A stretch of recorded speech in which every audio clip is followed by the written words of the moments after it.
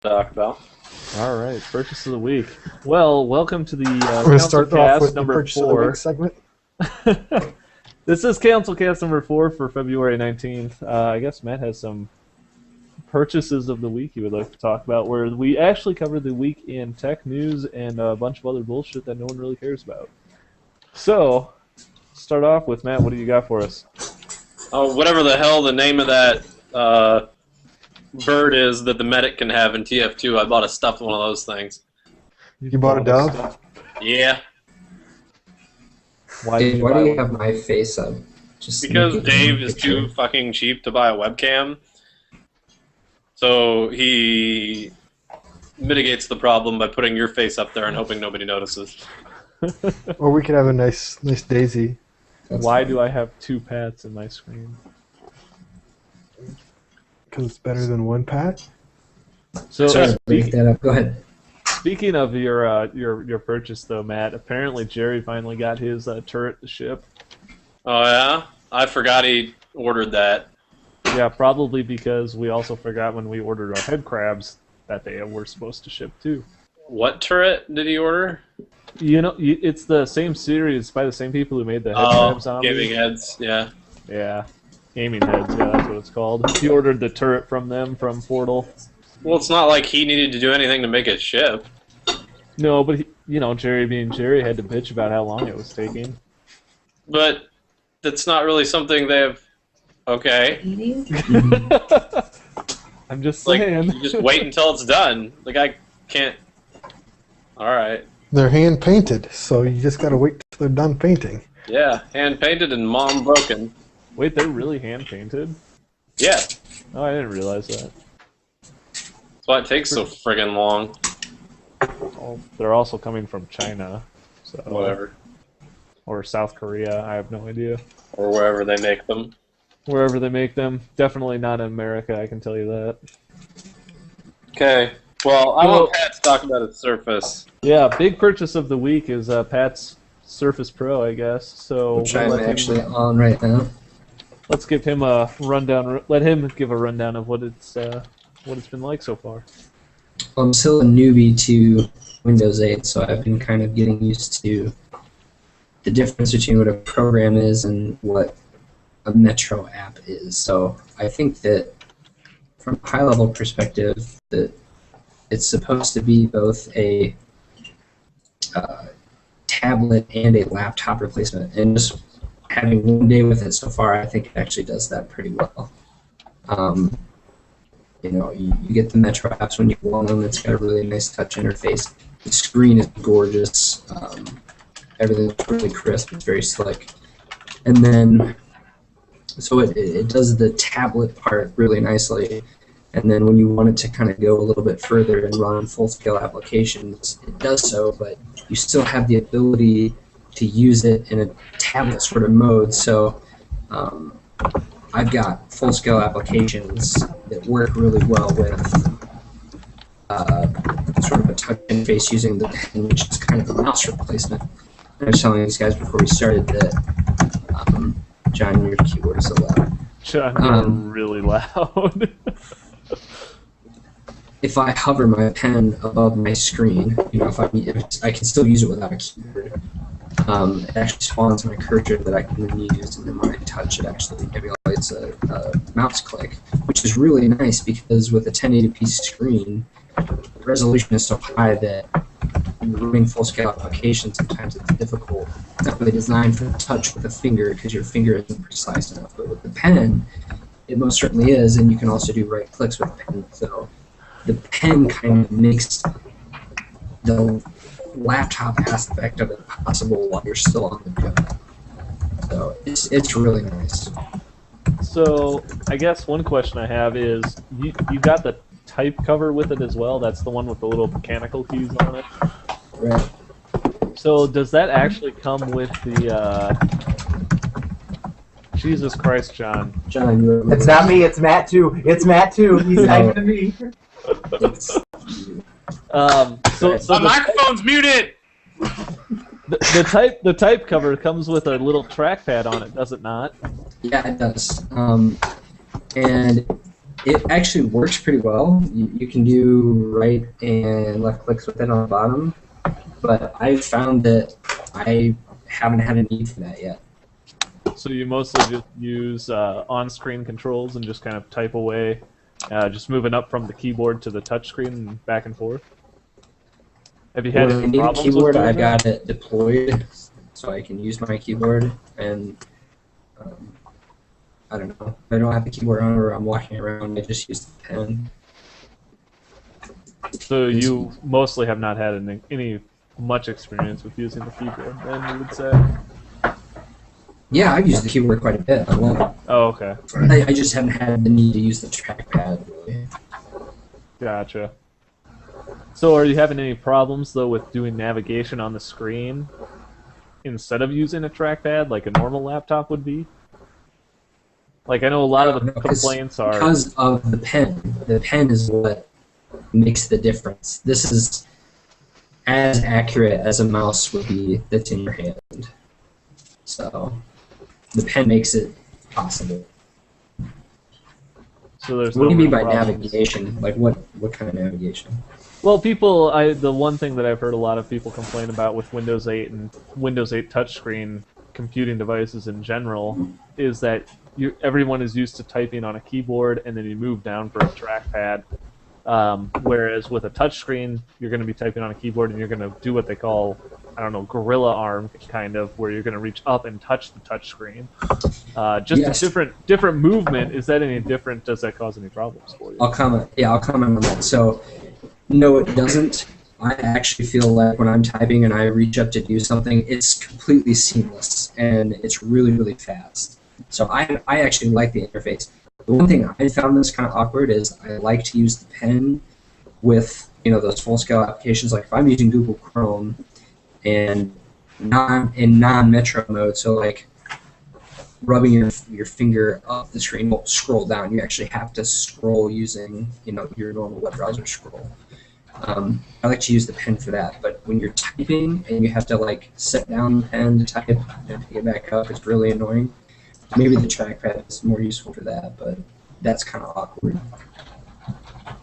So what are the pluses that you've found out with the Surface? What is your use case? What are you planning on doing with it? Why would you go with the Surface Pro over a laptop or any other Windows 8 device? Because I want to use it like you typically would, like with a tablet. I want to watch Hulu Plus on it, web browsing, email, all that typical stuff. But I also still wanted the ability to run full-scale applications. So I want to be able to sit in my family room over there on the couch and actually work on like programming projects and stuff, actually running Visual Studio without having to sit at my desktop to do it. So the advantage over doing a laptop, though, per se, is that it's a little bit more mobile for you. It's definitely more mobile because, like I said, it kind of the only downside to this versus a tablet is battery life. That's kind of the one drawback, but I think it acts as a tablet really well. So it acts as a tablet plus kind of a laptop, which kind of what we've talked about before. Yeah, that's the high-level view of it, is that it's really meant to be a tablet and a laptop replacement. And like I said, I think it does that really well so far. I mean, you hit on the battery life being a little bit lackluster, and I mean, I would agree that it's kind of unfortunate that you could call a tablet and still only have 4 hours of battery life. But I think if you do look at it from that laptop standpoint, I mean, sure, people are complaining you might compromise on the battery life, but how often do you actually really need to be away from a power source and use it like that? I mean, if you're sitting at home... Depends on the person. For me, I'm never going to be away from plugging it in for more than 4 hours. Right. And I really like having it touch. For me, that's why I like the idea of doing this over a laptop. Yeah, I mean, I would like to... I think that touchscreens is definitely a really interesting thing, and I would really like to see where they are going with them, especially with Windows 8, and I mean, maybe even Mac OS X is kind of headed in that direction too. with touchscreens. Does anybody else have any other ideas about touchscreens? I don't like them. Apple's you do or trying. don't? No. The problem is Apple's not trying to go with the full OS on a tablet. They're trying to move everybody to their locked down environment so they can control everything. You can already see that happening with their App Store built into OS X. And you purchase your operating system through the store, and you have to have a license or an account to buy it now. You can't go to the store and pick up Lion. Yeah, that's the one thing I think that has really turned me off to using a tablet in any other thing other than screwing around with or reading with, is all the app system, and the whole OS feels like crap to me. That's why I don't like them. So would you, John, would you be more open to a Surface Pro tablet where you can run your more desktop traditional apps alongside of a more mobile focused Metro app style as well? Would that be something that interests you? Yeah, I guess to me, I don't know. I don't use laptops. I'm using my desktop right next to me for gaming, and I use I don't leave my desk usually for work. So at no point do I need a tablet. So to me, having my Kindle to mess around with or read Reddit on, that's all I really need for. So there's really no, I don't know. I'm just not the demographic that is looking at tablets. I agree. I don't think someone like John would want this particular device. Well, and then in the second part, you look at demographics like schools and things like that. You know, are they looking for something that's a laptop replacement? I mean, in the elementary, we really like our iPads because the kids are very hands-on. They want to touch it. But in high school, they're going to want to type on it. They're going to want to take it home. They're going to want to write papers on it, which you need that keyboard. You need a normal OS to run Excel spreadsheets, to run, you know, all those things that you can't really run well on a tablet. So in a school perspective, I think the Surface Pro has a lot of clout there. That's a really good point, John. You think of like Office products. I'm surprised Microsoft hasn't released like a Metro app version of like Word and Excel, because you have a college student going away, or even high school student, like you just said, you want to be able to go tablet mode when you're going to class, be able to take notes, because as Matt saw earlier with this pen, it does a really good job Pen is amazing. of note taking, or you could type, but if you want to go home and type the whole paper, you just snap the keyboard on it and go. So I think it's ideal for a college student. Well, and I would like to also say, you know, we talk about, you might want to talk about the Surface Pro kind of as a tablet, but when people kind of talk about tablets such as the iPad, such as an iPod, such as the Amazon Kindle and the Kindle Fire and everything like that, is that most people are looking at a tablet device as kind of an accessory to another computer. You know, it's an accessory to a laptop. It's an accessory to a desktop. You use it in conjunction with something else. The one thing that I really like about the Surface Pro is it really isn't trying to be an accessory to something else. It isn't a companion device. It really is kind of a truly standalone device that you can do your laptop stuff on, and you can do the complementary tablet stuff on as well if you wanted. I think Microsoft needs to just do a better job marketing it as a laptop that has tablet features rather than a tablet that has laptop features. Right.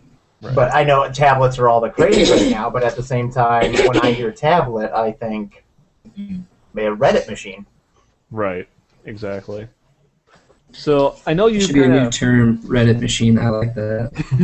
You mean every machine I ever used? I have a $3,000 rig that can, you know, but it reads Reddit really well. This thing can Reddit so hard.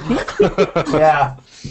So before we switch real quick, Pat, do you have? I guess you haven't had it that long. You just got it this morning. But do you have, or have you seen any negatives or downsides to the Surface Pro that you do not like? Or what would you change? Bigger battery. I don't know yet. I think I remember having a couple complaints earlier. One thing that's kind of weird is this pen does snap in, but it's so the right click modifier right here on the side is actually a magnet, and it's, I don't think you can really see it, but it's got 4 holes in it, or 5. And that's actually the power cord. So if I unplug the power cord, you probably can see the same 5 right there, which is also magnetic. So the pen actually snaps into the side and stays there, which is nice, but you can't do that while you have it plugged in. So I think it's supposed to be sort of like, okay, I'm picking up, I'm on the go, I don't have my power adapter out anyway, so bam, I've got my pen. Gotcha. This is where it plugs into. Yeah, thanks, man. Okay. And it fucking sucks. I don't agree. I think don't it's have those absolutely awful. John, you're gonna get kicked out if you play Skyrim. I'm not playing Skyrim. I don't know what you're talking about. I'm baffled that you don't agree. Because it always takes me like at least 5 seconds to get the charger in. Whereas with my MacBook Pro, White people problem. it shouldn't take that long. With my MacBook Pro, all I have to do is get the thing anywhere close to it, and it fucking grabs it and starts. The keyboard charging. does it just fine, though, doesn't it? What? The keyboard is the fine. keyboard is. It just like snaps It's so right in. easy. You can do it with one. Oh hand. yeah, it should. If it snapped in like the keyboard snaps in, holy shit, it would be a perfect device. Here's the difference, Matt. This power connector is durable. I know the Mac one. What you're talking about? You know how I've old had my it right MacBook here, is? My Those things MacBook tear is like apart 4 so years easily. old. Look at it. It is perfect Well, you don't take it anywhere. because I'm not a jackass, You don't actually pull on the cables. and I don't sit here and I don't wind it up like this. Although You, they did issue a extended warranty on the tips of those because they pulled out on their own. Just the So- tip or the whole thing? Just, just the tip. It's the Just best for a part. second. So, kind of, I know Pat. You also mentioned, why doesn't Microsoft have a in any Office apps for Metro, which kind of leads us into the Office 2013 licensing deal that kind of came out last week.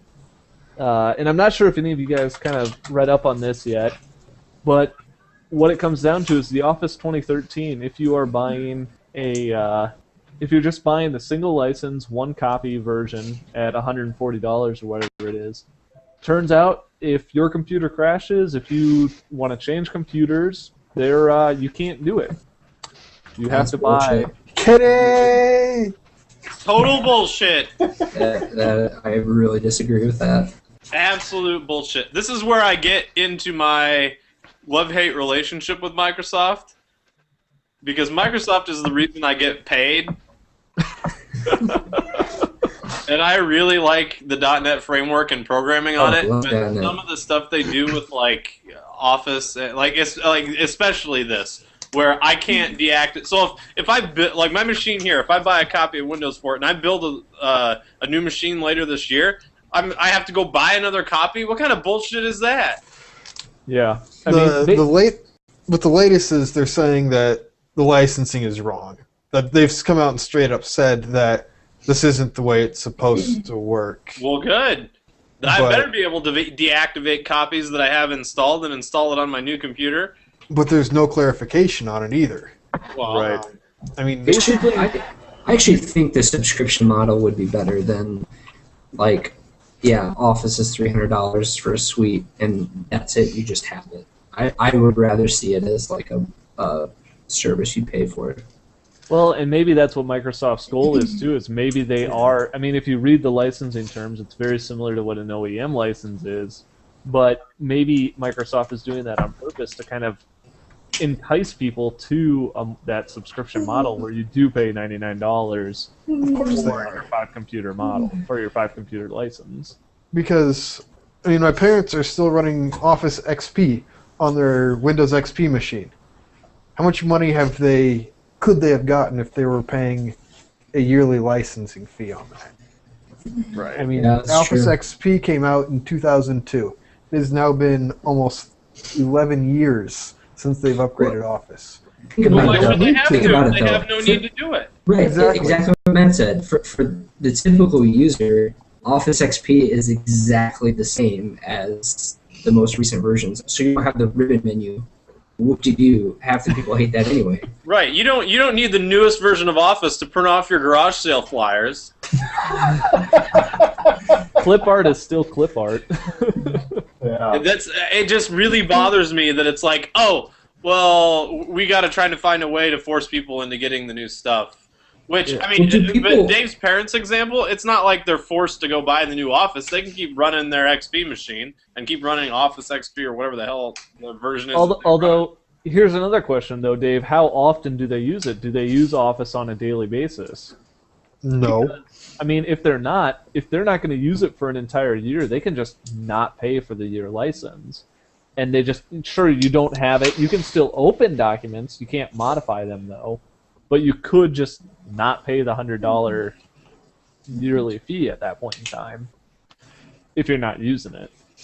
I really don't even use Office that much either at home, like ever. Exactly.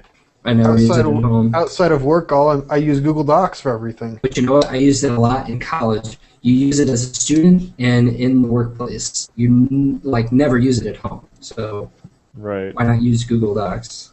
I mean, there are a few select things that I do use an actual Office program for when I need, a specific formatting or a specific pull in this type of inline formatting or pictures or something into a document, because Google Documents sucks at pulling pictures in.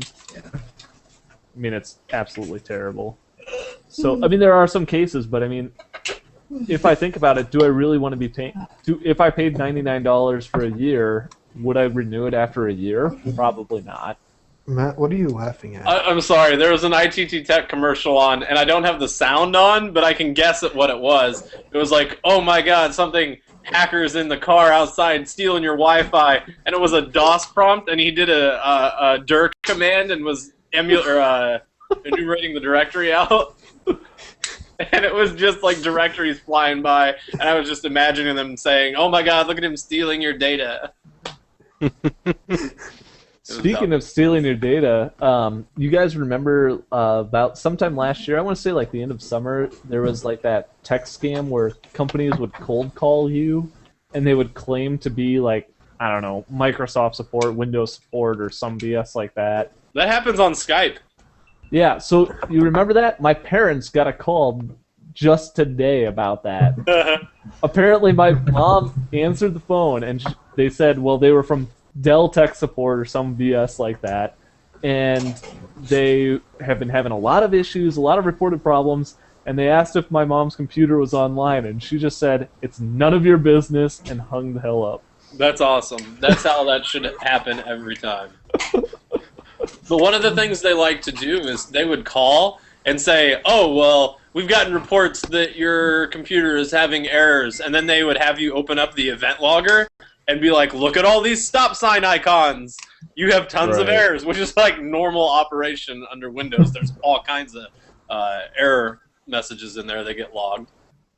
Yeah, it basically was pretty funny. I was like, wow, that's actually, I'm surprised that I have not received one of those calls yet. If you do, play along with it and record it.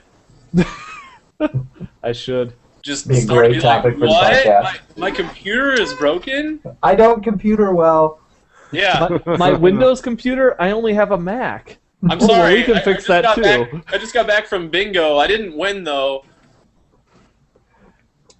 Start talking about cats. What? What? Start talking to the guy about cats. Oh, Or tell him God. stories I about your thought John cat. was Hey, telling John, me that he wanted to Yeah, talk. we're gonna shift this podcast to cats. That's We what I are no thought as longer well. talking about tech. It's bullshit. Speaking of something, some other big news though this last week. How about that meteor that hit Russia? That was awesome. You mean the weapons test? Dave, our Testing resident conspiracy theorist. Was that the North Korean satellite finally coming down? The North Korean satellite actually fell from the sky on Friday, and it landed in Russia. No, basically, this is pretty interesting. On Friday morning, a meteor, supposedly completely unrelated to the asteroid that was almost about to hit us, came into the atmosphere above Russia and exploded and apparently destroyed a bunch of stuff. Yeah. Mostly glass, from what I've seen. Yeah, The building it hit. awesome. Yeah, the building it hit looked pretty messed up, obviously, but they showed like the building it hit and then panned over, and like the building right next to it, totally fine, but all the glass is blown out. Right. Well, I don't actually It's think. the shockwave that did that. Yeah. Yeah, from what I heard, the building actually wasn't destroyed due to a hit; it's just the shockwave. But the meteor actually landed in some lake or something like that. The largest chunk did, yeah. Yeah. So, some interesting stats from this, though, is I know when we were talking about it last Friday, we had kind of gone over some of the sizing estimates for this rock, and apparently some new estimates have come out where we initially thought it was about 10 tons. It's what was it, about a 3 meter wide, I thought 3 meter one. diameter? I thought it was one cubic Bigger meter. than that. Maybe it was one, but I think it's a little bit bigger than that. I think it was more like 3 meters.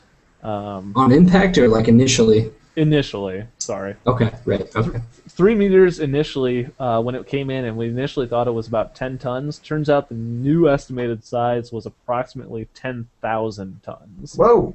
Jesus. Way off. Somebody forgot a zero in that initial one. God, NASA has problems converting 3 from zeros. material all the time. 10 pounds? Yes, 10 tons. So, I mean, The only reason we're still here is because Bruce Willis is proactive. the only reason the asteroid missed us was Bruce Willis went there, and it's actually part of something else. Yeah. No one told us. No, it's the explosion. So as you probably saw in a lot of the dashcam videos, which who the hell knew that Russia had so many dashcams? I did. They have to. The entire You see internet. the accidents they have over there? They have Dude, to that prove. place is a gold mine for YouTube videos. Oh, it is. I mean, whatever it was, but I mean, as you guys saw it, there was an explosion that came in, kind of right above a lot of the cities where they could see it, and apparently this explosion released approximately 300 to 500 kilotons of energy. So, to put that into perspective, that's about 20 to 25 times that of the largest bomb dropped during World War II. On Holy Hiroshima. shit. So, if we run these calculations through the Purdue Impact Simulator, what do we get now? Because I was running it with a small object. No, this is a big fucking object now. And Yeah, it, how apparently Did we was screw up not the all size? iron, right? Because it exploded. No, I thought Well- it was all iron. That's why it stayed together so long through the Yeah, I think atmosphere. the deal was it was actually a pure iron rock yet, or pure iron material. I thought the pure iron rocks are the ones that aren't supposed to explode. The pure metals are not supposed to, but they can rarely, and I would have guessed that this is one of those rare times where it did. Apparently. The large ass explosion. So they Luckily recovered so. Yeah, I was gonna say, isn't it better that it exploded? Oh, yeah. I mean, to be fair, they only had about 1,000 injuries and no deaths, so That's pretty impressive. Most of the injuries were probably just from all the glass, too. yeah, mostly Or- glass shards. Or people freaking out in their cars and swerving off the road. Thinking that the Capture day this is on my finally dash coming. cam! 2012 came late. Yeah, good thing this didn't actually happen on the day of the Mayan apocalypse. Otherwise, shit would have gone down. Dude, so many people would have committed suicide. Did you watch the video? Like the really Probably good would've been one okay. where the guy's just driving down the street and it starts Yeah. streaking in and getting really bright. It's like at that point you're like, holy fucking shit, we are getting abducted. That's what's happening. Like you are Aliens sure. are here. Well, I wonder how many people thought it was a missile. Like, Oh, who knows? Yeah, and especially when the explosion goes off, you Oh, don't know yeah. what the hell's going on. Yeah. Well, then there's all the smaller sonic booms too, from just tiny little pieces How deep did it go? I mean, it to exploded. the bottom so of the obviously- lake. Yeah, it hit a lake. Yeah, it hit a lake, but here's another interesting tidbit: is apparently that wasn't the only meteor to hit on Friday. So, conspiracy theorist Dave, there were 2 other meteors that came in. There was 2 of them. One of them was over the ocean, off the coast of California, and another one was off the coast of Cuba, I guess. So, if you want, maybe North Korea was firing on us. What do they use to track these things? Science. Satellites. Science, yes, science. Well, they just look in the sky at night. And that's how they estimated the size. He put his thumb up there and He's like, that's about 12 miles out. That's why they were so off. yeah. They got somebody with a smaller thumb so they can make more accurate measurements. Here's the No, next question: is there like missile defense systems? Are they? I mean, did they track that? I mean, I know it came in ridiculously fast, but how much Yeah, I was faster going to did say, it come in? most of your missiles that are attacking aren't going 40,000 miles per hour. Or however Well, fast they're going. Not only that, but honestly, what's it gonna do? Well, Anti ballistic Oh. missiles aren't. That's not a huge payload. You know what I mean? No, not in It's not comparison. gonna make a dent in an 8-ton piece of metal. and you sound like you could have written the script for Armageddon. Well, I didn't think it would do anything to it, but the point is that did Russia's missile defense program track it? Did it pop up warnings like, and not that it would have done anything, and not that it would have stopped it, but the point is that did it track it? Did it say, oh God, where are the warnings as it came in? I don't know. Does Russia actually have a missile defense system? I mean, Probably from what I not that heard, far. I don't know where exactly it hit. I mean, obviously around the Kremlin, I would assume they do, but well, it hit in the Urals, which I Which is believe like is way in north, the, isn't it? yeah, it's in the further way northeastern part, I believe. north. Yeah. I thought it was northwest. Maybe, I don't know. Well, and it's not like Iowa's in our Patriot missile defense system. Well, and I hate to burst anyone's bubble, but it's not gonna save us. Yeah, One I mean, thing- If a meteor that big decided to hit your house, John, not much is going to save you. no. I meant for an actual missile. Oh, When North Korea decides to launch against us, Iowa's screwed. Just a heads up. I don't think that Russia or that North Korea actually has the capability to hit Iowa, so I think we'll be okay. speaking of North Korea, since we're kind of heading that direction, Yeah. Have Let's you- talk have about how batshit crazy. have they you are. seen the new posturing that they're doing? And is it just posturing? Like, are they in need of more food? So- Kim Jong whatever. Oh, Yeah, Kim Jong U instead of the I. Just like I want to go back for 1 second. So 2008. This is all objects we know in space. So What's in the there's middle? that's the sun. Oh, or the- shit. Yeah, I mean, so this is everything we're currently tracking. Is that counting debris? Like debris? Yeah, that I mean, we this left? is down anything we could see. So if it's a foot, that's this. I mean, so this is relative. So when one hits us, that's just one big one. I think in my astronomy class, I think they're saying we get hit by on average like 100 a day, easily. Yeah, the guy aboard the ISS did the AMA said he Mhm. watches them hit the atmosphere all the time. Yeah, that's nothing new. He said he Right. watched one come in the other night, and it's kind of chilling for him because he thought You know what happens when one of those decides to hit the room that I'm in on this frickin' space station? Yeah. Like, that's gonna be a bad frickin' time. But that's also just kind of a testament to how ludicrously big space is. Yep. Well, and that's the biggest danger too on spacewalks. It's not, floating away or having a suit leak. It's being hit by debris. And it's not only debris, big debris, it's small debris as well. Oh yeah, like centimeters. Is it like debris that, are they afraid of debris that we've left? Like we're just messy? Just dust, tiny pebbles of rocks just floating through space. Well, when you're orbiting at 17,000 miles per hour. And they're moving at 40,000 the other direction. If a grain of sand hits you, it's going to feel like a frickin' dragonfly. Just a dragonfly. But so why don't, I just want to throw that in. So why don't you walk us through this North Korea thing, Matt? Because No, I don't know anything about it, aside from the fact I read an article that said that they kind of got all uppity in the UN meeting and basically told South Korea that they could end them. No, I mean, we're talking about in a UN joint. Totally meeting. uncalled for. Yeah, that's like walking down in front of the Senate and talking to Barack Obama and say, like, we're gonna end you. Yeah, final destruction is what they used. Yeah, the term they used. Yeah, I mean, that's like they say? A newborn puppy is not afraid of a lion. Yeah.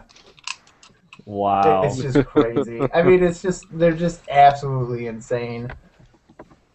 And you gotta wonder, like, I mean, obviously, the ambassadors have to, do what they're told and, be all uppity, and maybe they honestly believe it, but I really feel bad for the people that are living there, not just because it's poor or whatever, but because you're literally the laughingstock of the world in terms of how crazy your leader is. Well, and I'm sure there's plenty of people who want to leave and just can't. Yeah. Well, you might be surprised. Like, I'm not saying all. I'm not even saying half. I'm just saying nobody knows this information because they're so locked down. Yeah. It's like they're so brainwashed. But at the same time, I was reading an interesting article today that they were talking about how, Kim Jong-il or Un, the new one, he's a little bit less crazy than his dad was or has been so far. I mean, because he's Western educated. He went to school in one of the Nordic countries, didn't he? Switzerland I know he's less crazy. That's all I know. But it doesn't sound like he's shutting down the nuke program for him. Well, okay. Here's the thing. I was also reading a thing that was talking about, or a theory that him and his dad both didn't really have anything to say really about what goes on in the country. Like, it's very much a militaristic state, and they kind of use him as a central figure, like an above human, like God for their citizens to look at. So they keep everybody under control using him, and it's the military that really runs everything. Is he not the leader of the military at the same time? But it's like, you don't, like, is he a puppet? I mean, how much power does he have? We don't frickin' know. For all you know, it's just the military generals and shit that are telling him what to do. Like the Queen of England or whatever. Where the Prime Minister is actually the person who does everything? Yeah. Look, Queen is more of a ceremonial title at this point. Yeah. But it's like, but I mean, if you think about it, it's true. Like, in order for the propaganda system that North Korea uses to work, they rely very heavily on that one central figurehead that they put above the rest of the populace as their quote-unquote god. Great Vita. Well, you know who else is a single figurehead? You. Titan. Oh, Titan. what? And we're moving to Titan. NVIDIA straight from that? That's That's a pretty shitty. Yeah. like Nice my segue. Speaking of North Korean leaders, Speaking of the most powerful person in the world, or something like that, we also have the most powerful graphics card released today. So can I actually buy it? $1,000. Like, can I purchase it right now? Maybe. No, Probably not, you because cannot. Nvidia sucks at getting their products out. They only made 5. Sorry. Well, that's pretty much what it is, Anthony. Like, I'm sure it's an extremely limited run. Industry estimates are 10,000 units. Nvidia's saying no, it's more prevalent than that. But 10,005. but they released it like right around the Chinese New Year, so everything is shut down over there. So of course they might get a few shipments out this week, and some places might get it, but Dude, mass tell them to get to work. Mass retail availability will not be until next week at the earliest. I don't know about China, but over here in America, we take like a half day of vacation on Christmas, maybe. So Dave, I think maybe you could speak to this a little bit better though. But what exactly is the GTX Titan? One massive fucking card. Is it a 690? Is it two 690s? It's a workstation card dressed up as a GeForce with GeForce drivers.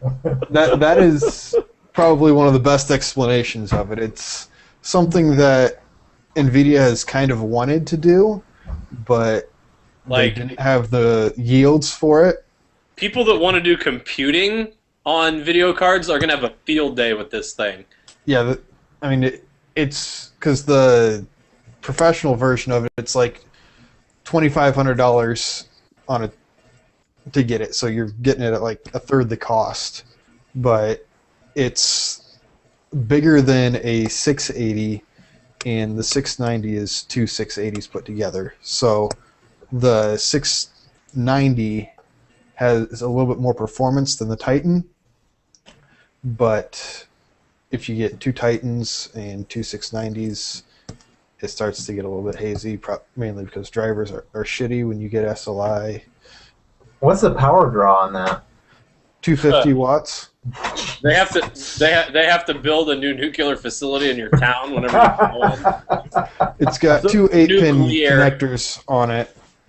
And So is this supposed to be a replacement for the 690, or are they planning to like do this as a special run type of thing? Or I mean, is this going to be a mainstream product? I guess? No. absolutely not a mainstream product. I mean, it's priced at $1,000. You can get two 680s for less and get better performance. So it's not even close. I mean, it's the same price as the 690 right now, which performance, depending on one or two cards and drivers, will be a toss-up on which one's better. I mean, any normal person will not use it. So if And yes, you I had the do choice, if you had $1,000 to drop on an NVIDIA graphics card, would you pick up a GTX Titan, or would you be better off picking up a 690? You just narrowed down the only usage for that money. Like you just said, if you had $1,000 to spend on an NVIDia graphics card, I would pick up a three. I'd probably pick up the Titan. not gonna lie. 7970. Go to Outback Steakhouse and get a nice. But Dave, you can't. That wasn't part of the constraint. Fuck the constraints. Outback was not in the question there. However delicious. Bang! Free throw. Sorry. So is this Titan going to be what does I guess moving on to the AMD though side of things, is this going to, does AMD have anything to compete with it? No. This Why would particular you? product. Why are you trying to make competition for it? Nobody's gonna buy it. There are people out there that'll buy it that want it for workstations, absolutely. Because I mean, it's one hell of a card for. 6 gigs of RAM on it. Yeah, I mean, you're running some CAD drawings. That's almost or more rendering. than I have in my entire PC. Period. That's more than I have in my desktop at work. And Yeah. I do CAD. Sad. I mean, that's what I see it being the main usage. You're gonna have some kid with too much money that'll buy it just But to that's say he true of any owns it. expensive item. But I mean, it's just like Look at Pat. Intel. Pro. it's just like Intel's in their extreme editions or their super high-end stuff where it's like they're the next cheapest processor is like $600, then it jumps up to $1,000 or $1,200.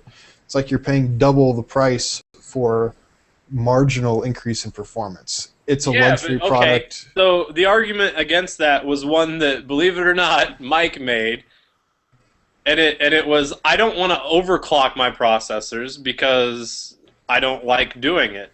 So I have to spend the premium to buy the top of the line Intel thing.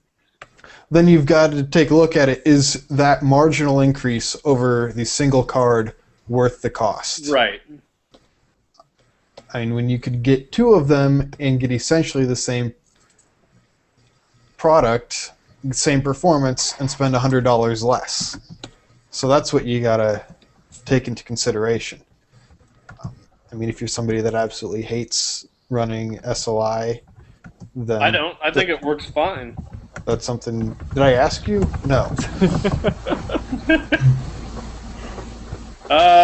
John asks, is he the only one here running single monitors? Probably. Pat only has how one. do you be running single monitors? That's my first question. What on a is Surface. single monitors?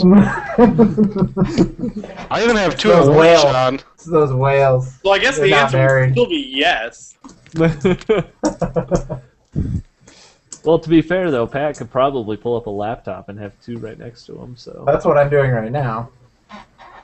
That's why I can play Skyrim and still run two jackasses. I only have 3. I only have two, and I was playing Battlefield for the first 10 minutes. Do you not know about the Did rules? Blaine make you stop? I was still talking. No. yes, graphics card. So basically, people will buy it. So, they won't I guess- push a whole lot of units, and it's a marketing thing. Saying, yeah, we got the best and the greatest, so why would you even think about something else? It just allows him to undeniably claim we've got the best card out there. So is this going to affect the AMD stuff that's coming? Because I know there's been a lot of hoopla lately about this, but AMD supposedly, what was it, early last week, there was a rumor going around that they were not going to be releasing any 8 series GPUs this coming year, 2013. Recently, they've come back and kind of clarified their strategy a little bit, but does AMD need to be worried about this high-end graphics performing, high-end GPU type stuff? At the Titan level? No, because it's not a market they play in anymore, really. Yeah, I mean, even the... Yeah, and AMD doesn't really care about it. They have a very solid single card in the... Pat just leave? No, he switched his cameras. Oh. In the 7970. Very attractive bundle right now with BioShock Infinite and Crysis 3.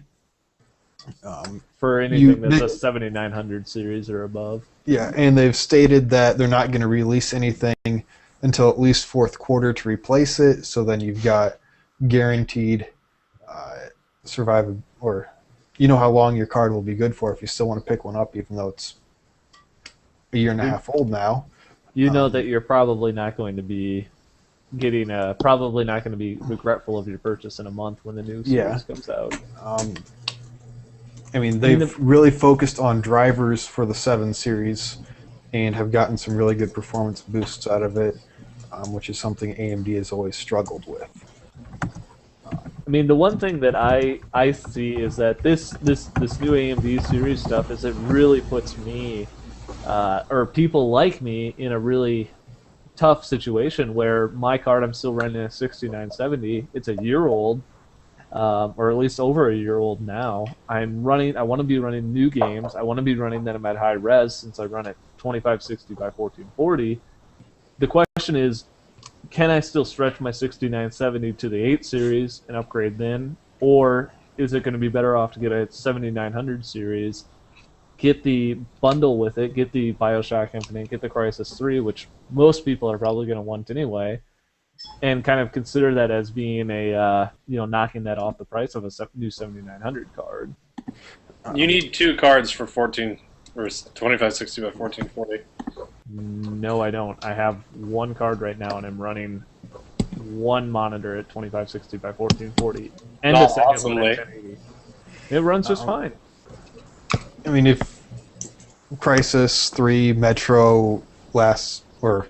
Last light. Yep.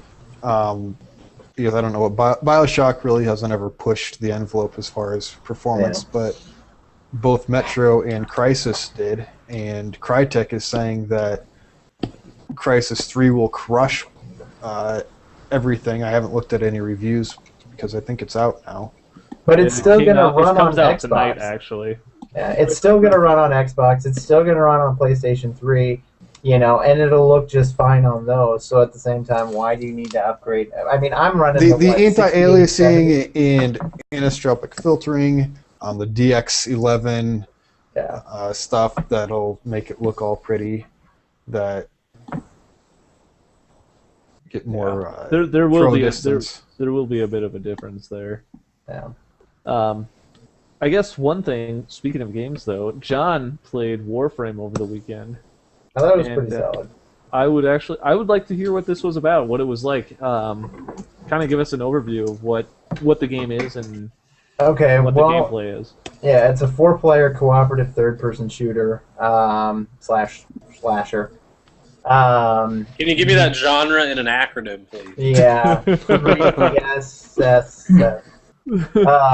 It's free to play, so it feels free to play. So that's just a heads up. I mean, wait. Like Battlefield Heroes free to play? No. It's like Tribes. It's a lot like Tribes.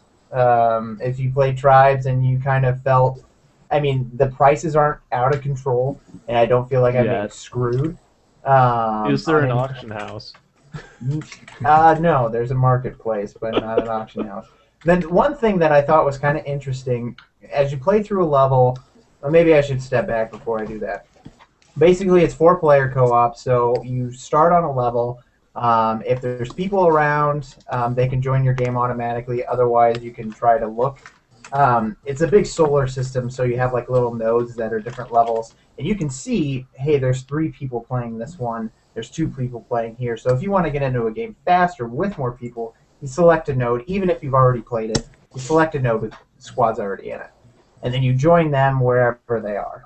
Is there any sort of filtering based on, is there any sort of ranking or something like that?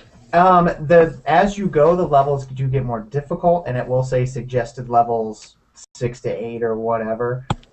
So obviously, and you have to unlock each new area by going through the next one, or the one previous. But they branch a lot, and you start out with a very linear path through the levels, and now I have like 4 planets opened up with like 15 different places I could go if I wanted to. But the interesting part there's, I think, 10 warframes, which is your character. You get to select one to start, and you have 4 abilities. You level up, you have a tree that increases your shields, increases your health, and you kind of select which nodes you want to go through. But it does the same thing for your weapons. So whether you have a shotgun or an assault rifle or whatever, that one specific weapon has its own tree.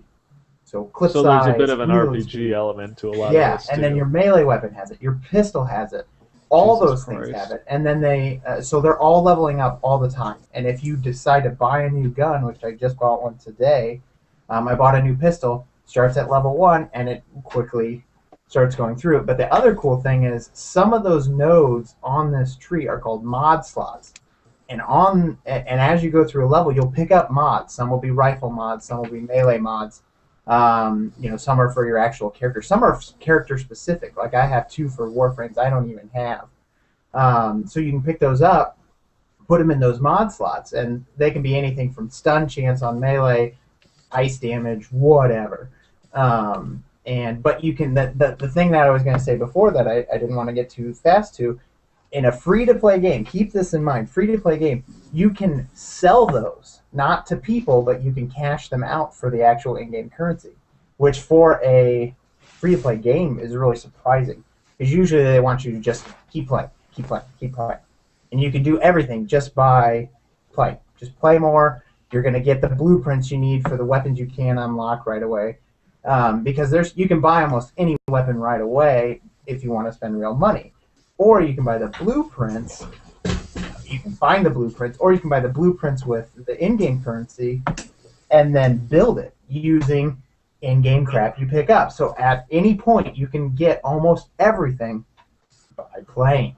And really, the prices on most weapon sets, most Warframes are not that expensive. You get roughly 650 credits. No, I'll say it's more like 1,000. 1,000 credits for playing a level through to completion. And that new pistol I just bought was 15,000 credits. And I sold mods in that. I mean, you can get probably roughly 1,200. So it really doesn't take that long.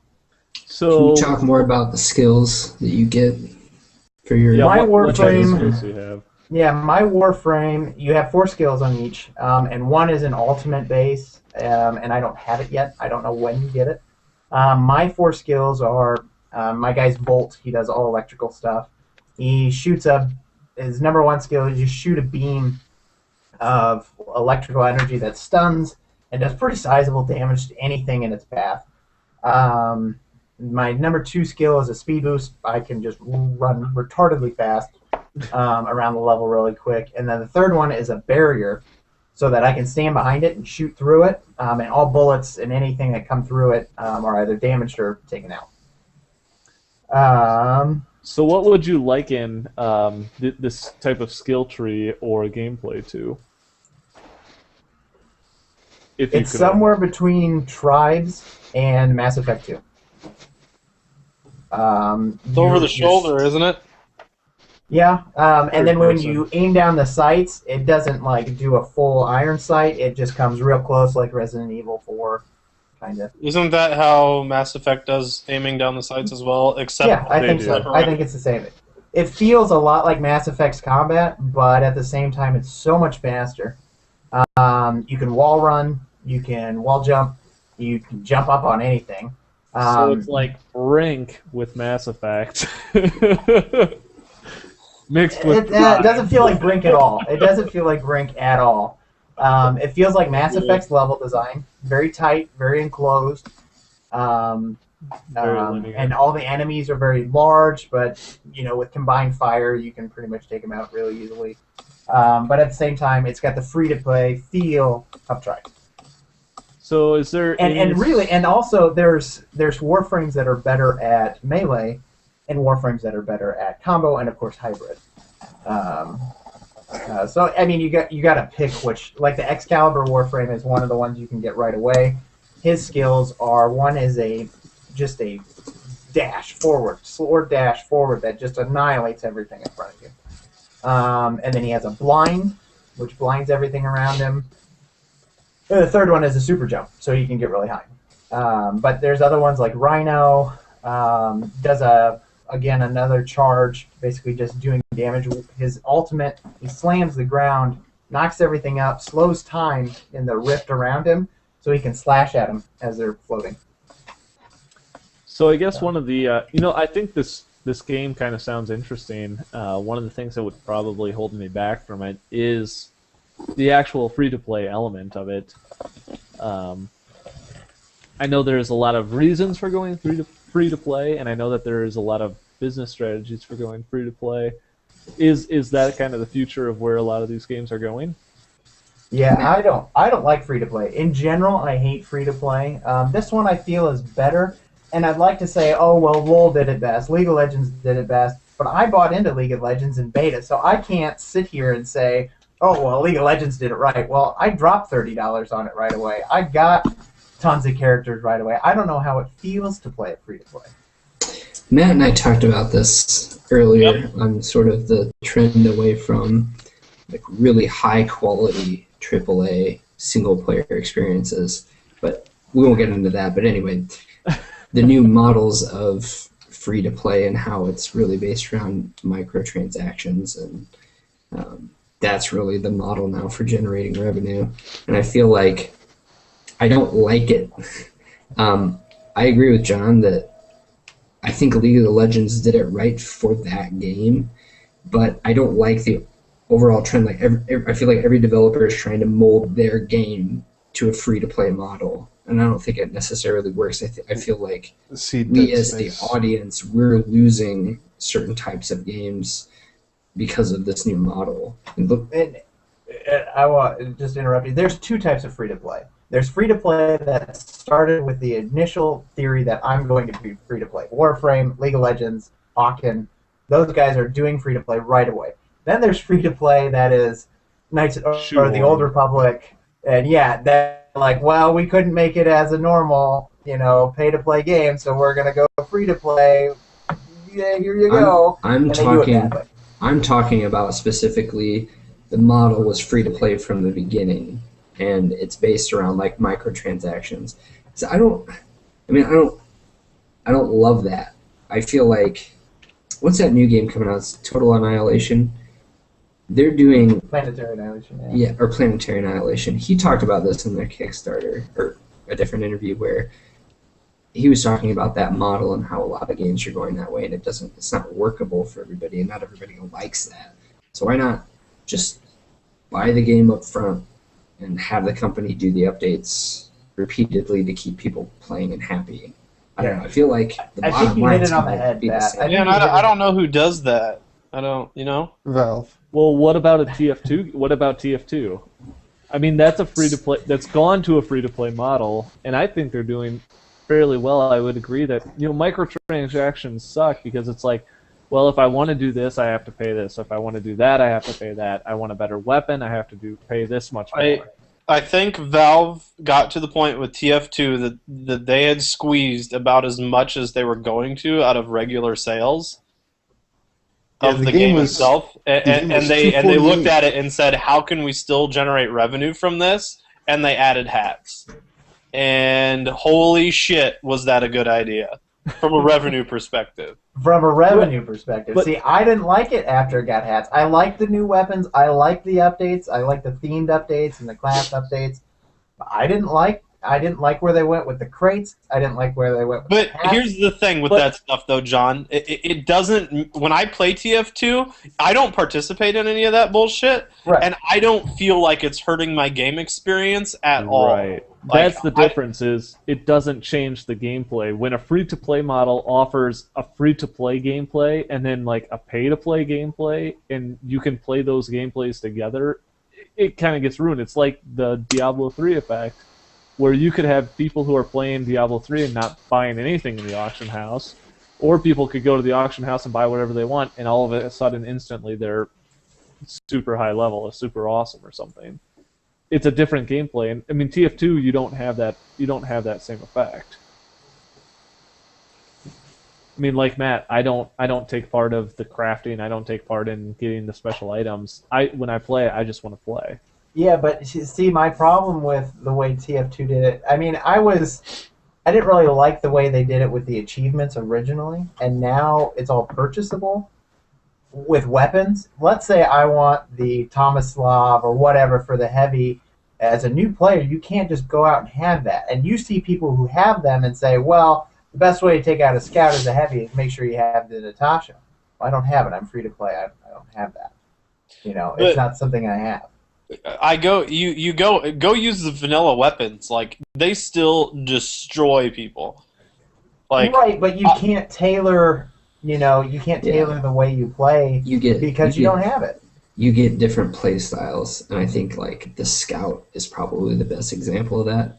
If you have some of the unlocks or purchasable weapons or whatever for the Scout, you can play it completely differently. I agree. yeah. So, But I don't know. If you don't have those things, like, is it detrimental to you that you can't use that play style? Like, should you be allowed to make the argument of, like, well, that wasn't in the game before, I should just have access to everything that's in the game, period, 100%? I'm okay with cosmetic effects. I'm fine with your hats. You can do whatever you want with your hats or your badges or whatever, but as soon as you start, it's a shooter, and you've got people with guns that I can't get. Or I don't have. Coming from someone that has kind of looked into the trading scene a little bit, A little bit. A little bit, yeah. Dave, I you didn't go idle very all far. the time. Dave, how many TF2 accounts do you have? 3. But I dabble. but if you get, because you can get about 10 you get 10 hours worth of drops, which gets you around 12 items every week, if that's what you're gonna do. If you get a standard weapon, if you go out to a trading site, you can do a 1-for-1 exchange for any weapon you want. No one does this. I have no This idea is like what you're 1% of talking the player about. population that does this. But it's available. I mean, if you get a weapon drop and you want another weapon, you can do a 1-for-1 exchange. You're never going to convince me that third-party exchanges or something are somehow factored into. Or you go into a Model. trading server and you say trading this for this. Somebody there will do it. I've seen it done. It But just See, that's the problem. 90% of people playing the game don't have any interest in doing that. Like, I'm going to play the game. I'm not going to go trade to get items. it'll take 5 minutes to get the item you want. That's not the point. Well, Yeah. the problem is, what if I don't know the item I want? What if I just want to sit down and play the game with the items that are given to me, or the items that are best available to Well, me? here, John can't- kind That of. best is very objective. It is objective, but John kind of mentioned that from like the cosmetic perspective, who really cares? But from a game balance perspective, like Matt was saying earlier, the original items, the vanilla items, are still really good. But I think there are cases where, like, if you play a certain class, you take X regardless of what style you're using. So there are items that are definitely better than the vanilla loadout. It depends on like you said before, it depends on the play style you want to take with the character. But I can use all vanilla items and still do very, very well. Like, I don't feel a disadvantage at all. The disadvantage for me comes from not being able to instantly recognize what the other people have and understand what the modifiers are on those things. Yeah, and that's a good point. Like, it's very hard for me. So if some guy, like if I went and played right now, there could be, 50 new guns that this guy whips it out, and it may do this special thing at me, and I don't even know what's going on. Like, just because I haven't played in a long time. Yeah, I agree. Right. And I understand that with League of Legends. All the new champions, like Kyle coming back into it, he's like, I don't know what these people do. And I totally understand. I mean, it's an investment, especially with constant content updates that most free-to-play games have. Constant content updates really hurt the people who are not fully invested into the game. And it's worse for LoL because in TF2, sure, there might be like a new gun, but you still generally know what a scout does, or what his role is. In League of Legends, like, you have a new character, you know what their role is, but that doesn't necessarily mean anything. They may have like a mechanic that completely destroys you if you don't know about it. Right. Well, Yeah, going I back agree. to your- League of Legends is hard. I mean, it is hard unless you keep yourself up to date. It's a great game. It's well done, but you need to stay up on it. Don't you think the free-to-play model fosters that, though? Because how do they earn money? They have to sell new the things. new shit that Oh, they yeah, make. no, I understand. I And- fully agree. And the only way for them to make, like, if they want to keep constant profit, they got to keep pumping updates out there. So it creates this culture of this is the only game you can play. Like, this is the only, like, people that play League of Legends. How much of that is that their only game? No, see, and here, I'll stop you right there, Matt, because there's this difference. And I've been saying it for a while. The bread and butter money makers, or that, for me giving them money, is skins. And they have really cut the amount of skins that they are selling. It used to be new champion every 2 weeks, 3 skins with that champion, the default and 2 others. Now it's just 1 extra, and they really have not been making skins as much as I thought. But Why are you know you what? paying to make your guy red versus blue? It's a lot more complicated than that. But the point is that that's where they made a lot of their money to start. Well, maybe it's though, not but in the champions. those things might change over time, and they obviously have the numbers to back up their decisions. Well, They their know- money now is in their tournaments. I mean, they've got oodles of money in that. Look, let's not forget that their model is successful. Yes, it's hard on people who don't keep up with the game, but they're very successful. They're arguably the best thing in gaming right now as far as like driving profits of. Well, yeah. Why do you think the game. free-to-play model became so huge 2 years Well, ago? It's because League of Legends. Right. But then I look at myself and I say, well, I'm obviously not the target customer, so then I have to realize who's catering to me, because it's not them. Right. Matt, And I you would buy agree. everything. Well, I would agree with Matt though. I mean, the problem with the subscription model, like WoW or something like that, is that I have to pay money, and because I'm paying money, I feel like I have to play, but I don't have the time to play. A free-to-play model is, sure, I'm not spending any money, but in order to keep up on the game or be good at the game, I still have to spend a shit ton of time to play the game. It's Neither time. of those It's options. time versus money. This is None where of those Pat options and are I- really good. This is where Pat and I got into it, not fighting, but just started talking about it in the car the other way, or on the way to lunch the other day. We started talking about this, and I talked about how I'm sad that the high quality AAA single player titles are becoming fewer and fewer, it seems. And I mean, Pat had a good point. It doesn't have to be AAA to be good. I mean, I've played tons of really good single player indie games that have been fantastic, but I like the really long AAA titles too, where I can sit down and play the game by myself. I don't have to worry about whether you guys are online. Right. I don't have to worry about finding a server. I just start it up, and I know I've got 40 hours of gameplay ahead of me. Yep. Yeah. Well, and I think agree. you have to blame 3 things. 1, the free-to-play model is huge. 2, you have the Modern Warfares and the Battlefields that it's all about multiplayer. Keep And it's turning all- the crank! Yeah, just crank it out and make people pay for it, and they're wildly successful. So that's number 2. And the third one is the growth of indie.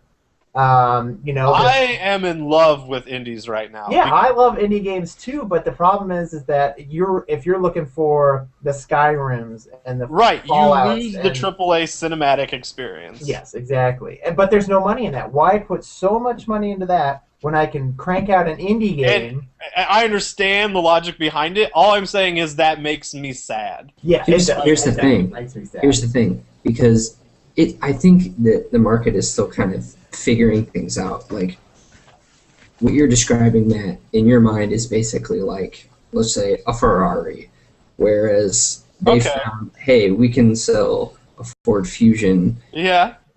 You can sell we can sell 100 more Ford of them, Fusions. and we make more money. So To one maybe Ferrari. eventually we'll get to the point where, hey, they'll push out more AAA single-player experiences, really high-quality games, but you might have to shell out $150 for it. You know what? If they find there's a market if for it's that. a 100-hour game, and if my $150 ensures that this is like the best game I will play this year, you know what? I'd probably pay that shit. I'd wait for Steam sale. There you go. The problem with that is there's just too much risk right now. Nobody's Yeah. willing to go there Well, because and indie the is so reason the risk quick. exists is because this new market of Indie. has popped up. Yeah. It's Well, and indie here's the next free-to-play. thing. It's not as though, yeah, there are fewer of them, but I feel that the ones that are being made are better. I mean, look at Skyrim sales. Look at Borderlands 2 sales. And those aren't microtransaction heavy. They're not indie. They're AAA games Yeah. that they sold really well. Oh, both were very good. Right, and yeah, granted, we don't have as many of them, but we're also not having to wade through the crap, aliens, colonial marines. You know, those are rare. Those are rare now, and you have more. You know, I don't have to watch so many games. I don't have to do all that because the better AAA games. I guess to me, it's a market of now I can choose what kind of game I want to make. It doesn't have to be this AAA cinematic experience. If I just want to make a storyline and I want to do it on the cheap, indie's out there and it's selling well. If I want to make a multiplayer only game, I can go free to play and make that work because people have done it. If I want to churn out crap to console players, I can do that too. Well, console aside, I do think you can prove that it's because of law. If you look at League of Legends release date, like right before that, we had Half-Life 2 Episode 2 there's like a whole bunch of really high quality single player games that came out right before that. Since then, we've had like the only ones that have come out were ones that were started before that point. Where's episode 3? I mean, Portal 2. We had Portal 2. That's. So what you're telling me is once the free-to-play craze ends, we're going to have episode 3. Or episode 3 will be free-to-play. I don't know. Episode 3. I don't know that free-to-play craze, quote-unquote craze, is going to end as much as it's just going to morph into something else. Well, I think it's going to come in waves. I mean, to be honest, we had our AAA craze, and now free-to-play is coming up, indie's coming up. I mean, the more money that someone's going to put into a free-to-play game or an indie game, that cost is going to keep going up until a certain point where they're like, oh shit, I'm spending more money than I'm coming in. They're probably going to start going on to something else. Maybe they'll shift back to AAA games at that point. But for every League of Legends and for every Tribes, there's so many other Warframes and other games that failed miserably in free to play, and I think that was just a pitfall of the infancy of I'm not gonna say genre, but the way the economy of it is. Well, and one more thing to think about, I just thought of. With free-to-play becoming so big, you have to think about technology and how that has advanced over the past 10 years, too. I mean, you're no longer having to buy a disc and only sit at your house and play by yourself. We now have internet where we can play with 40, 60 people in a server and have very minimal lag. Wait, Yeah, not only that. on computers now? Dave, your mic. Not only that, but also digital distribution, I think, also plays into that. Right. I mean, yeah, so that's another factor into. Yeah, Well, and to be fair, that's definitely free-to-play- free to play. Free-to-play does not really work on consoles either, because most people still, on a console, you have to go buy a disc. I think you're right. It is digital distribution and the PC that is really driving these free-to-play models. In particular. What about how Xbox is looking to go to no use game sales? That's. Matt, why don't you Did we tell talk us about what that you last think? week? We did talk Did about we talk about that last week? I thought we It's did. hilarious because Steam is that way, and none of us Yeah. complain about it. I know. I realize that it's a total double standard on my part. One of the big differences, though, is most people, you have to pay for Xbox Live. Well, and one of the big differences, too, is that, when you're on Steam, you are buying a digital download. You aren't buying an actual physical copy that you can take to a store and say, hey, I'm done playing this. Or I can't just give it to my friends. Is that when people hold it in their hand, they think, oh, well, I should be able to resell this. Yeah. Right. Whereas they try to apply the same logic. Some of the people try to make that argument for Steam, but you don't realize you didn't buy the game. Like, you don't own that copy. You're buying it as a service. Yeah, but that's not quite true either. Once you have something in your hand, I guess you have to define it as a service. Are you going to make your multiplayer games a service now? Are you gonna come out to players and be like, actually, we're just providing you a service? That sucks. That's a kick in the balls. They'll do it. They'll totally do it, but it's a kick in the balls. I don't think it's a service thing. It's just the nature of software in general. It's a license. It's the same reason that Microsoft has Office 360 as a $99 a year subscription. Think about food too. When you go buy groceries, you don't need half a box of cereal and be like, yeah, well, I'm kind of done with this. I'm going to return it. Even if it's for a reduced price. You can sell that half box of cereal. They're taking that away from you, Anthony. Oh, well, I'm kind of done with this. Put Also- it on eBay, see how much But, you get. but you can sell that box of cereal to someone else. That's just Well- a bad analogy. I'm sorry. Well, a Well, box of cereal has a fixed quantity. There's this much in it. A game doesn't spin so many times, and it's like, well, sorry, you spent the 9,000th time. Game over. well, I don't know. That's Lucas what's has gone next. through his fair Go share. buy another disc. There's that, I hate to use the term, but there's that slippery slope, Pat. What happens if I want to sell you my used books now? Can we argue that you should have to go buy a new copy of the book? We're not Well, going but Matt, there. it's the I same know. thing, though. It's the same thing. Physical books versus digital books. You can't Yeah. actually Oh, yeah. resell me And nobody complains about that. Oh yeah, Yeah. they do. Yeah. Oh, yeah, they do. Yeah, they do. Well, but like you guys are saying, it's a physical copy of the disc. If you're handing it over to some person, you no longer have the ability to use it. A And digital that's the copy point. Right. is you Right. can make an infinite number of copies of it. Not that you can't copy a disc, but whatever. Well, I'm other fine with it. details. Yeah. You wouldn't download a car, would you?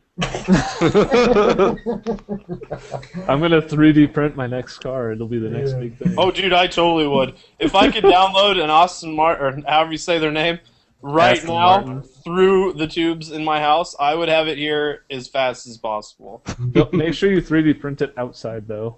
Yeah. I don't want to 3D print it in my living room. Look at the new couch we got. I just Well- printed another one. I'd use that one. Look at this. This is my, It's a showpiece. yeah. Well, I Whereas do this- believe we are actually coming up on the end of our time here. We think we've gone a little bit over. Nah, who cares? Anybody else have any last parting words that they want to say, or any last comments on Warframe or free to play or Microsoft Surface? Go State. Lucas is a bitch. Yes. Indeed. You guys got your stuff all ready for Monday? You all four are here. What? I have the tickets Oh. hidden. What's going on Monday? What's I'm not Monday? going to be there on Monday. I'm Bad going there on football? Saturday. John, why are you not coming on Saturday? What the hell? What's on Saturday? I'm going to the tech game on Saturday. Oh. Alright. I can go off there at this point. Yeah. Well, in that case, I guess we will be around next week on the 26th. For all -2 viewers we have. For all these 0 viewers that have joined, they can I like feel how free he's, to join I us. like how he's talking to the viewers at this point. Just in case, John. Just in case John wants to actually join us next week. But in any case, I think we'll sign off and we'll see Where's everyone my next YouTube week. money? My internet money is 1,000 theoretical dollars. All those bitcoins. We're gonna be rolling in bitcoins. Can you do that? Can you Scrooge McDuck your bitcoins? Can I use bitcoins to buy pieces of paper to represent my bitcoins that I can then roll around in? You can use your bitcoins to 3D print paper, Or you could use bitcoins to buy people Reddit gold. or you can Yeah, just there you go. 3D print bitcoins. I guess whatever they look like. I There don't you know. go. I like that. And then just destroy the bitcoin after you print it, and then try to use it as currency. There you go. Perfect situation. All right. Well, I'm gonna go ahead and shut this down. And All right. be Off around air. next week. Do it.